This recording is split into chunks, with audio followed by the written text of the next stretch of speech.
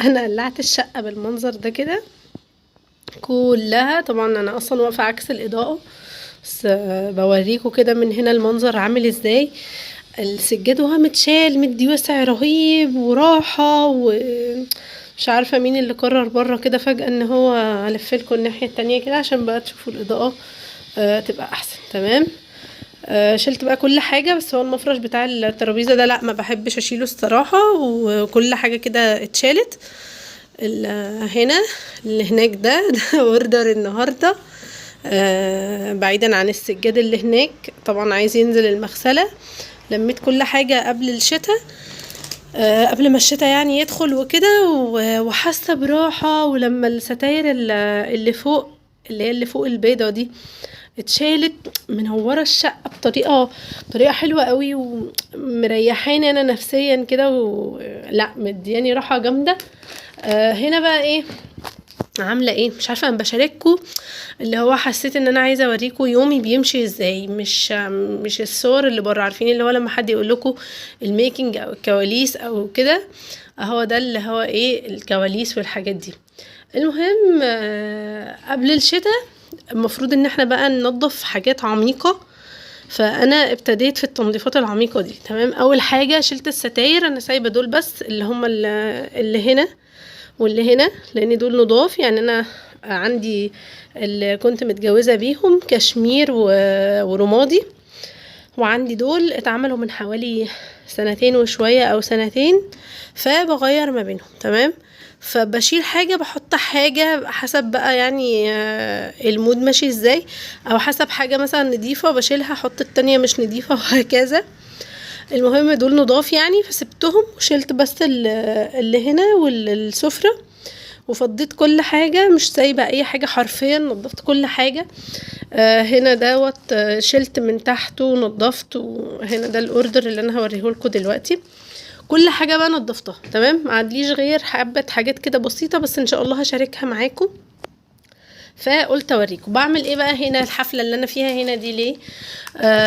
رايحة اصور المنتجات دي. طبعا انا جربتها، الشيماء حقيقي تستاهل اتكلم عنها من هنا ل20 فيديو قدام. تمام. منتجاتها رهيبة. ايه الحمام المغربي ده يا شيخة؟ ايه النظافة والنعومة والحلاوة ايه ده بجد، ايه ده والله العظيم.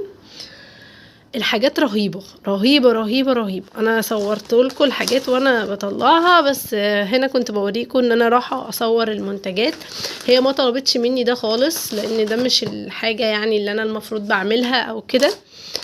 ده ممكن يكون شغل حد فوتوغرافر او حد بتبقي متفقة معاه يصور لك منتجات او كده، بس انا من حلاوة الحاجات قلت لا، ده انا يعني دي عايزة تعمل لها فوتو سيشن.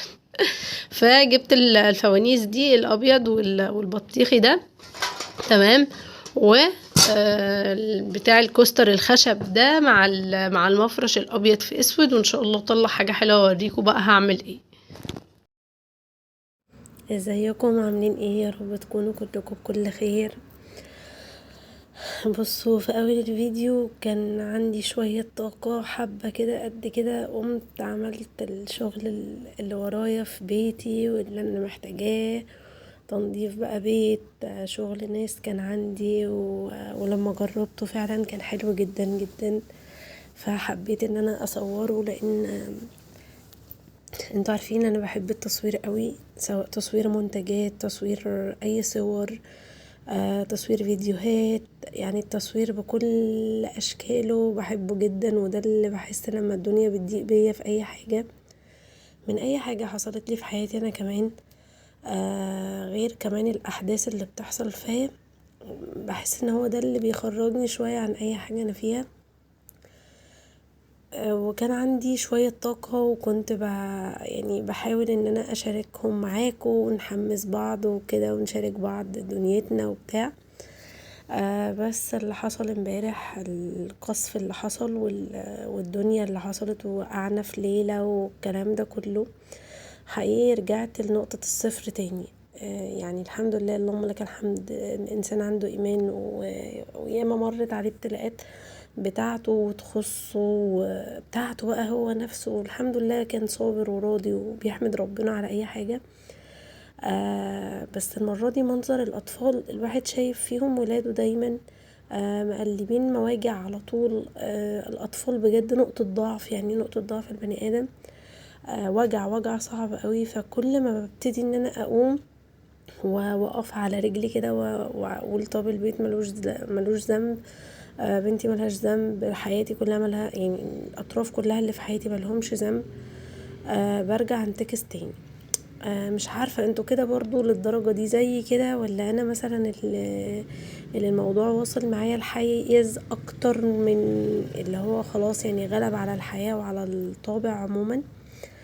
انا عارفة وعندي يقين بربنا 1000000% ان ربنا هينصرهم، وان ربنا حق، وان ربنا عدل، وزي ما قال في كتابه ان هو هينصرهم فهينصرهم. وبتفرج وبحاول اتفرج على حاجات تهدي شوية من روعي زي ما بيقولوا.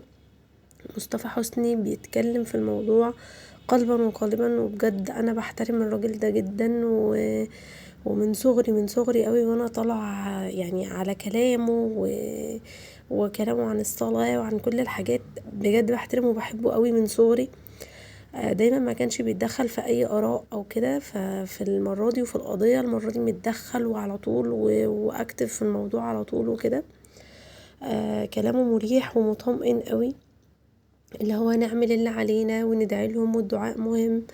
اللي هو بحس ان هو بيهدي من روعنا شوية ومن قلبنا شوية، اللي هو محسناش يعني كلامه دينيا ما بيحسسناش ان احنا مقصرين، لا بيحسسنا احنا عاملين اللي علينا وبنعمل اللي علينا، كون ان احنا على طول فاكرينهم وعلى طول بندعي لهم وعلى طول بنحاول نعمل كل اللي نقدر عليه.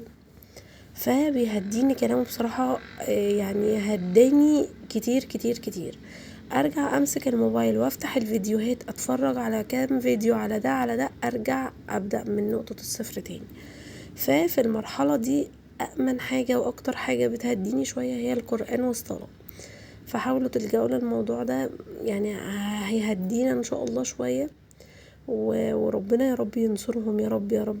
أنا يعني عارفة ان انا الفترة دي اصلا مش بصور حاجة، انا بحاول اشارككم بس مقتطفات كده في يومي وحاجات بسيطة، لان انا مش بعمل حاجة في يومي من ان طول اليوم اصلا ماسكة التليفون وقاعدة اشوف اخبارهم وعاملين ايه والاطفال، طب ده كويس، طب ده بقى احسن، وكلامهم في دماغي على طول. فحقيقي انا مش بعمل حاجة غير الحاجات البسيطة اللي هي المعتادة بتاعة يومنا المعتاد. الحاجة الوحيدة اللي كنت حابة اشارككم بيها لما كنت اهدى يعني هي تصوير المنتجات وكده والصور والحاجات. بالمناسبة الفيديو الجاي بإذن الله، لأن أنا كده كده كنت اوريدي مصوراه، هنزل لكم كل طريقة الحمام المغربي بعملته ازاي، بيطلع أحسن نتيجة ازاي، المنتجات أصلية رهيبة جدا تستاهل ان احنا نشجعها ونتكلم عنها. صاحبة الجروب شاطرة وممتازة وذوق وحاجة يعني. ان شاء الله الفيديو الجاي عشان ما اسبقش الاحداث. هنا كنت بشارككم فطاري سهل وبسيط. ساعات والله بعمله عشاء، ساعات بعمله غدا. بيض وخضار، فلفل وطماطم، متكتروش بس طماطم، جواه جبن، ممكن تحطوا لانشون، بسطرمة، اي حاجة. كل مرة بيبقى بطعم مختلف حسب الاضافات اللي انتوا بتضيفوها، صوصات اللي انتوا عايزينه. كمان ان شاء الله ان شاء الله باكد عليكم بس موضوع المقاطعه، كلكم بتقولوا لي اطلعي اتكلمي اطلعي اتكلمي. انا قلبا وقالبا مع المقاطعه، وان انتوا ما تجيبوش ما تكسبوهمش جنيه حاربوا ولادنا بيه. ان شاء الله فيديو المشتريات بتاعه الشهر هننزل سوا وهنروح نجيب الحاجات وندور على حاجات ما يكونش فيها اي حاجه، يعني معاهم، ونشوف بقى ايه اللي معانا وايه اللي معاهم. انا بس كنت حابة افضفض معاكم شوية واقول لكم آه، مش عارفة، اللي عنده نصيحة ليا يقول لي، وربنا معانا ويتولانا ويتولاهم. ويا رب اكون خفيفة على قلبكم او اكون بخرجكم، يعني بديكوا شوية صبر او بديكوا اي جملة تقويكوا ولو 1%، هكون مبسوطة جدا.